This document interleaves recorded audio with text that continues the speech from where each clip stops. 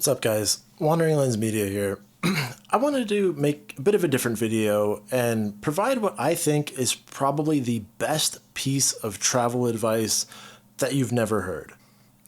We live in a very connected world, and the internet and cell phones are a major part of people's lives, and being without that vital resource can really be intimidating for a lot of people.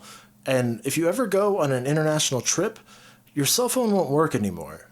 And I'm going to tell you how to make your cell phone work just like it does at home for pennies, very little money. And it's going to work anywhere you go. It doesn't matter if it's Europe, it doesn't matter if it's Asia, it doesn't matter if it's Mexico, any of these places. This trick works everywhere, and it's very, very cheap. So follow me when we go down this little walk through Prague, and I'm going to tell you the best travel tip you've never heard. So I used to think that this was fairly common knowledge, but one of my best friends went to Copenhagen recently, and he's one of the smartest people I know. Plus, Mrs. Wandering Lens, also very, very intelligent and been to probably more countries than I have. Neither of them knew this trick, and especially one of my friends, he spent a lot of money with Verizon to get their international plan. And I've encountered people in hostels who have done the same thing, spent hundreds and hundreds of dollars with their American carrier or Australian carrier just for their phone to be able to work. And it really was kind of spotty. It didn't work very well. So the key here is go to a local cell phone store and buy a SIM card. They'll pop your old SIM card out. If you ask them nicely, you can get the little tool to pop your own SIM card back in when you land, and your phone will work in whatever country you're in. Sure, it will change your phone number, but you'll be able to use things like WhatsApp, Facebook Messenger, anything else that you would normally use to keep in contact with the people that you care about back home. But you'll also be able to use Google Maps, Apple Maps, all of that stuff. And when me and Mrs. Wandering Lens went on our first trip to Croatia, we went on a big road trip around Croatia, and being able to have the Maps app anywhere in the country was huge. I honestly don't think I have the skills to, follow a paper map, especially when I'm driving and she can't read the normal language. It was an invaluable tool. And when we went on this Czech trip, I used the credit card, and it was $12.01 to get 15 gigabytes of data. And my Czech isn't that great, so I really wasn't making a whole lot of calls. So whatever the minutes that you got for calls, none of that really mattered. But just being able to, use the maps, use Google Translate whenever I went to a place where nobody spoke English. If I was at a restaurant, I could translate the menu.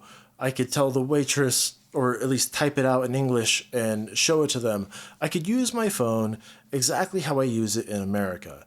And it made life so much easier. And people pay such absurd amounts of money to American carriers for this, when you can get it where you're at for pretty much next to nothing. Currently in the video, we are on the beautiful Charles Bridge, one of the biggest pedestrian bridges in Prague, and since it's so early in the morning, it's pretty empty, all things considered. One thing you do have to watch out for is if you're going to several different countries, you're going to want a SIM card that works in all of those countries. On this Czech trip, when we went, as soon as we crossed the border into Slovakia, the SIM card quit working and we had no service, and it was just hope for the best, hope you can find it, hope you can read the signs. So that was kind of unfortunate, but that's also probably why that SIM card was so cheap, because it really just covered Czech Republic. When I've gone on some of the bike rides that I did, where I went, from Prague to Bucharest or from Amsterdam to Varna, Bulgaria, I had to get a different SIM card that, yes, it was more expensive, but it worked in all the places that I needed to go.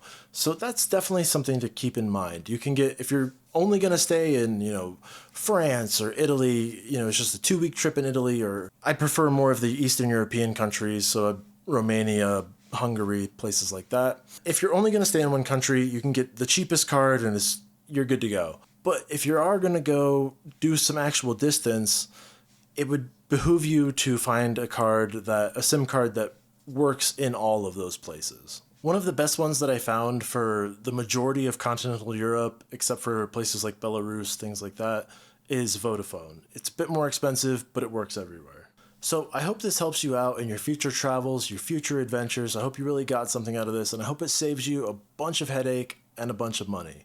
Thank you all very much for watching. Leave a like if you liked it, subscribe if you want to see more stuff, and I will catch you all next time.